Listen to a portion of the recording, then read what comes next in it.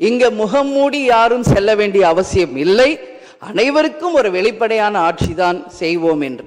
அப்படி இருக்கையில் முதல்வர் அவர்களை சந்திக்க யார் முகத்தை மூடிக்கொண்டு அன்று வாகனத்தில் சென்றார்கள் என்பதை நிச்சயமாக மக்களுக்கு தெரியப்படுத்த வேண்டும் என்பதை இந்த நேரத்திலே நான் கேட்டுக்கொள்கிறேன். ஏன்னா அதற்கு காரணம் குதிரை பேரம் என்றால் இதைவிட ஒரு தலைகுனிவு இந்த வரலாற்று சிறப்புமிக்க அவையில் எதுவுமே கிடையாது. நிச்சயம் முதல்வர் அதற்கு பதில் சொல்வார் என்று நான் எதிர்பார்க்கிறேன்.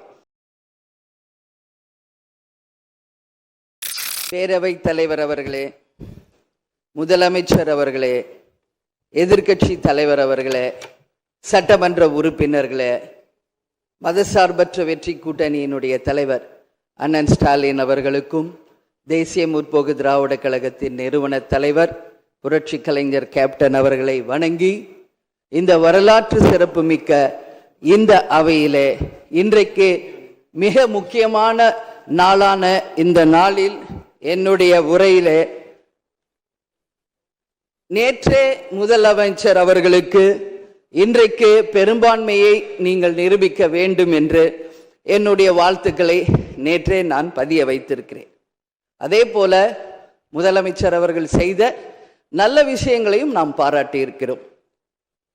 எதிர்கட்சிகளை எதிரி கட்சியாக நினைக்காமல் அனைவரையும் சந்தித்து அரசியலில் ஒரு மாண்பையும் மரபையும் நீங்க ஏற்படுத்தியிருக்கீங்க, வரவேற்கத்தக்கது. அதுபோல உங்களுடைய முதல் அறிவிப்பிலேயே சிங்கப்படை பெண்களை பாதுகாக்கவும் அதே போல மதுக்கடைகளை மூடுவோம் என்று சொன்னதும் மக்களால் வரவேற்கப்பட்டது.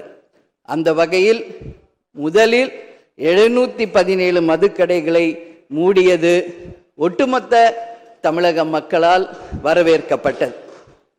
கோவில்கள் மற்றும் பள்ளி வளாகங்கள் அருகில் இருந்த மதுக்கடைகளை முதல் முறையாக நம்ம ஃபர்ஸ்ட் ஸ்டெப்ல இன்னைக்கு மூடியிருக்கோம். அடுத்தது இன்றைக்கு மீனவர்களை பாதுகாக்க ஒரு அறிவிப்பு அரசாங்கத்தின் மூலம் வந்திருக்கிறது. அதையும் தேமுதிக வரவேற்கிறது. இது எல்லாம் இருப்பினும் முதல்வர் அவர்களே, நீங்கள் அன்றைக்கு பதவியேற்ற அன்றைக்கு சொன்னது உங்களுடைய ஆட்சி வெளிப்படையான ஆட்சியாக இருக்கும், மக்களுக்கும் தமிழ்நாட்டுக்கும் ஒரு முன்னுதாரணமான ஆட்சியாக இருக்கும் அப்படின்னு தான் நீங்க அன்னைக்கு சொன்னீங்க.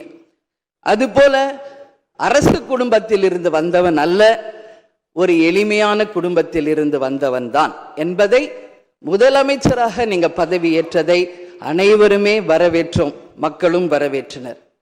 நாம் சொல்லும் செயலும் ஒன்றாக இருக்க வேண்டும் என்பதில் யாருக்கும் மாற்று கருத்து கிடையாது. வரலாற்று சிறப்புமிக்க இந்த அவையில இன்றைக்கு பெரும்பான்மையை நிரூபிக்க வேண்டிய தருணத்தில் முதல் முறையாக மனவேதனையோடு நான் பதிய வைக்கிறேன், இங்கு குதிரை பேரம் நடந்ததாக இன்றைக்கு எதிர்கட்சிகள் அத்தனை பேருமே அதை சொல்லும் பொழுது இதுவரை தமிழக அரசியல் வரலாற்றில் நடக்காத ஒரு விஷயம், அதுவும் இந்த வரலாற்று சிறப்பு மிக்க இந்த அவையிலே இந்த முக்கியமான நாளில் அதை பற்றி பேச வேண்டிய ஒரு நிலையை ஏற்பட்டதற்காக உண்மையில் நான் மனம் வேதனை அடைகிறேன். அதே போல முதலமைச்சர் அன்னைக்கு சொன்னாரு, இங்க முகம் மூடி யாரும் செல்ல வேண்டிய அவசியம் இல்லை, அனைவருக்கும் ஒரு வெளிப்படையான ஆட்சி தான் செய்வோம் என்று. அப்படி இருக்கையில் முதல்வர் அவர்களை சந்திக்க யார் முகத்தை மூடிக்கொண்டு அன்று வாகனத்தில் சென்றார்கள் என்பதை நிச்சயமாக மக்களுக்கு தெரியப்படுத்த வேண்டும் என்பதை இந்த நேரத்திலே நான் கேட்டுக்கொள்கிறேன். ஏன்னா அதற்கு காரணம் குதிரை பேரம் என்றால் இதைவிட ஒரு தலைகுனிவு இந்த வரலாற்று சிறப்புமிக்க அவையில் எதுவுமே கிடையாது. நிச்சயம் முதல்வர் அதற்கு பதில் சொல்வார் என்று நான் எதிர்பார்க்கிறேன்.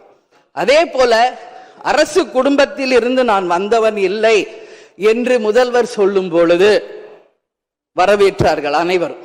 ஆனால் இன்றைக்கு அவருடைய ராஜகுருவாக இருப்பவரை மிஸ்டர் ரத்தன் பண்டிட் என்பவரை அரசியல் சிறப்பு அதிகாரியாக அரசு வேலையில் அமர்த்தியதை ஒட்டுமொத்த தமிழக மக்கள் சார்பாக வன்மையாக இந்த வரலாற்று சிறப்பு மிக்க அவையில் நான் அதை குறிப்பிட கடமைப்பட்டிருக்கிறேன்.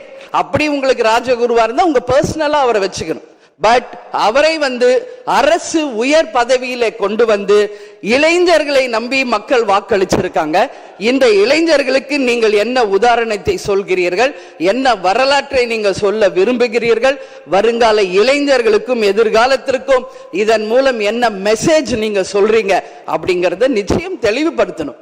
ஏன்னா இன்னைக்கு மக்கள் ஜனநாயகத்தை நம்பி இளைஞர்கள் கையில ஆட்சியை கொடுத்திருக்கிறார்கள். அப்போ வருங்காலம் இளைஞர்களும் வருங்காலத்திற்கும் இந்த அரசு ஒரு முன் உதாரணமா இருக்க வேண்டும் என்பதுதான் என்னுடைய ஒரு கோரிக்கை என்பதை இந்த நேரத்தில் நான் ஆணித்தரமாக பதிய வைக்கிறேன். அது மட்டும் கிடையாது, இந்த ஆட்சி மக்களுக்கான ஒரு நேர்மையான ஆட்சியா இருக்கணும். ஜனநாயகத்தின் மீதும் மக்கள் மீதும் நம்பிக்கை கொண்டு மக்கள் தீர்ப்பே மகேசன் தீர்ப்பு என்று சொல்லக்கூடிய அளவு எதிர்காலத்தில் இந்த ஆட்சி நிச்சயமாக இளைஞர்களுக்கும் எதிர்காலத்திற்கும் நல்ல வகையில எடுத்துக்காட்டாக இருக்க வேண்டும் என்று கேட்டுக்கொண்டு, நான் சார்ந்த இயக்கமான தேசிய முற்போக்கு திராவிட கழகத்தின் சார்பாகவும் எங்கள் நிறுவன தலைவர் அன்பு தலைவர் கேப்டன் அவர்களை வணங்கி விடைபெறுகிறேன். நன்றி, வணக்கம். பேரவைத் தலைவர் அவர்களே, முதலமைச்சர் அவர்களே, எதிர்க்கட்சி தலைவர் அவர்களே, சட்டமன்ற உறுப்பினர்களே, மதசார்பற்ற வெற்றி கூட்டணியினுடைய தலைவர் அண்ணன் ஸ்டாலின் அவர்களுக்கும், தேசிய முற்போக்கு திராவிட கழகத்தின் நிறுவன தலைவர் புரட்சி கலைஞர் கேப்டன் அவர்களை வணங்கி, இந்த வரலாற்று சிறப்பு மிக்க இந்த அவையிலே இன்றைக்கு மிக முக்கியமான நாளான இந்த நாளில் என்னுடைய உரையிலே நேற்றே முதலமைச்சர் அவர்களுக்கு இன்றைக்கு பெரும்பான்மையை நீங்கள் நிரூபிக்க வேண்டும் என்று என்னுடைய வாழ்த்துக்களை நேற்றே நான் பதிய வைத்திருக்கிறேன். அதே போல முதலமைச்சர் அவர்கள் செய்த நல்ல விஷயங்களையும் நாம் பாராட்டி இருக்கிறோம். எதிர்க்கட்சிகளை எதிரி கட்சியாக நினைக்காமல் அனைவரையும் சந்தித்து அரசியலில் ஒரு மாண்பையும் மரபையும் நீங்க ஏற்படுத்தியிருக்கீங்க, வரவேற்கத்தக்கது. அதுபோல உங்களுடைய முதல் அறிவிப்பிலேயே சிங்கப்படை பெண்களை பாதுகாக்கவும், அதே போல மதுக்கடைகளை மூடுவோம் என்று சொன்னதும் மக்களால் வரவேற்கப்பட்டது. அந்த வகையில் முதலில் 717 மதுக்கடைகளை மூடியது ஒட்டுமொத்த தமிழக மக்களால் வரவேற்கப்பட்டது. கோவில்கள் மற்றும் பள்ளி வளாகங்கள் அருகில் இருந்த மதுக்கடைகளை முதல் முறையாக நம்ம ஃபர்ஸ்ட் ஸ்டெப்ல இன்னைக்கு மூடியிருக்கோம். அடுத்தது இன்றைக்கு மீனவர்களை பாதுகாக்க ஒரு அறிவிப்பு அரசாங்கத்தின் மூலம் வந்திருக்கிறது. அதையும் தேமுதிக வரவேற்கிறது. இது எல்லாம் இருப்பினும் முதல்வர் அவர்களே, நீங்கள் அன்றைக்கு பதவியேற்ற அன்றைக்கு சொன்னது உங்களுடைய ஆட்சி வெளிப்படையான ஆட்சியாக இருக்கும், மக்களுக்கும் தமிழ்நாட்டுக்கும் ஒரு முன்னுதாரணமான ஆட்சியாக இருக்கும் அப்படின்னு தான் நீங்க அன்னைக்கு சொன்னீங்க. அதுபோல அரசு குடும்பத்தில் இருந்து வந்தவன் அல்ல, ஒரு எளிமையான குடும்பத்தில் இருந்து வந்தவன் தான் என்பதை முதலமைச்சராக நீங்க பதவியேற்றதை அனைவருமே வரவேற்றோம், மக்களும் வரவேற்றனர். நாம் சொல்லும் செயலும் ஒன்றாக இருக்க வேண்டும் என்பதில் யாருக்கும் மாற்று கருத்து கிடையாது.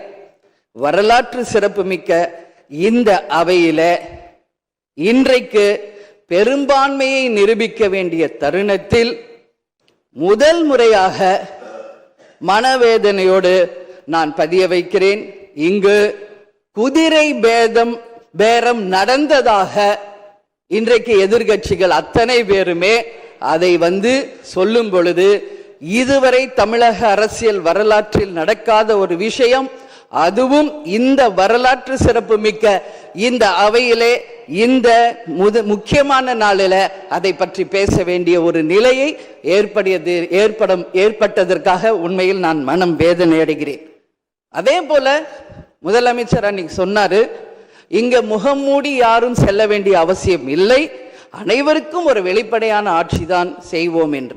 அப்படி இருக்கையில் முதல்வர் அவர்களை சந்திக்க யார் முகத்தை மூடிக்கொண்டு அன்று வாகனத்தில் சென்றார்கள் என்பதை நிச்சயமாக மக்களுக்கு தெரியப்படுத்த வேண்டும் என்பதை இந்த நேரத்திலே நான் கேட்டுக்கொள்கிறேன். ஏன்னா அதற்கு காரணம் குதிரை பேரம் என்றால் இதைவிட ஒரு தலைகுனிவு இந்த வரலாற்று சிறப்புமிக்க அவையில் எதுவுமே கிடையாது. நிச்சயம் முதல்வர் அதற்கு பதில் சொல்வார் என்று நான் எதிர்பார்க்கிறேன். அதே போல அரசு குடும்பத்தில் இருந்து நான் வந்தவன் இல்லை என்று முதல்வர் சொல்லும் பொழுது வரவேற்றார்கள் அனைவரும்.